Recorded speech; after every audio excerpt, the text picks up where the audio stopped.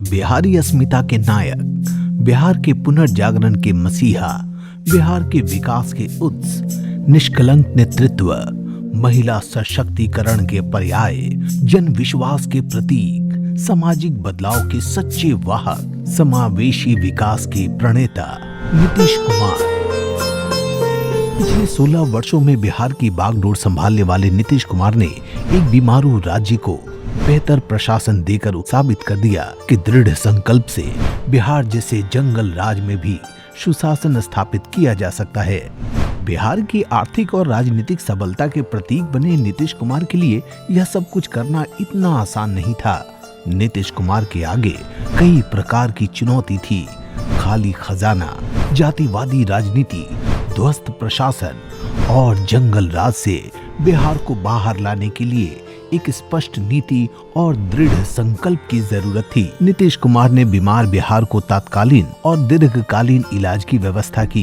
नीतीश कुमार के सामने हर समस्या लगभग लाइलाज बनकर ही आई, लेकिन बिहार के विकास को लेकर नीतीश कुमार का विजन, प्रबंधन और अनुशासन इतना स्पष्ट रहा कि चंद वर्षों में ही बीमारू राज्यों की सूची से बाहर निकलकर विकासशील राज्यों की कतार में खड़ा हो गया। भारत में शायद ही ऐसा कोई मुख्यमंत्री हो जिसके कार्यकाल को आप समस्या निराकरण की नजर से विभाजित कर सकते हैं। नीतीश कुमार के पहले कार्यकाल में अपराध, दूसरे में बिजली, तीसरे में महिला शक्ति और चौथे में रोजगार व उद्योग जैसी समस्याओं का निराकरण किया। पहले कार्यकाल में नीतीश कुमार जी ने जो काम किया वो उनके दूसरे कार्यकाल में कोई मुद्दा ही नहीं रहा। ऐसे ही दूसरे कार्यकाल में जिस समस्या का निदान किया वो उनके तीसरे कार्यकाल में कोई मुद्दा नहीं रहा। 2005 से पहले बिहार की जनता बदलाव के नाम पर केवल 2 मांग कर रही थी। अगली सरकार बस अपराध और सड़क ठीक कर दे, बाकी कुछ भी नहीं चाहिए। यह 2 समस्या बिहार में कैंसर का रूप ले चुकी थी। नीतीश कुमार ने अपने कार्यकाल में ही इन 2 बीमारियों पर फोकस किया। यही नीतीश कुमार के ऐतिहासिक जीत का मूल कारण रहा। दूसरे कार्यकाल में यह दोनों मुद्दे बिहार की राजनीति से गायब ही रहे। अपराध और सड़क जैसी समस्या का निराकरण करने के बाद लोगों की मांग बिजली को लेकर हुई। दूसरी बार सत्ता में लौटे नीतीश कुमार के सामने यह एक नई चुनौती थी। यह वो कालखंड था जब बिहार में बिजली जाती नहीं बल्कि कभी कभार आ जाती थी।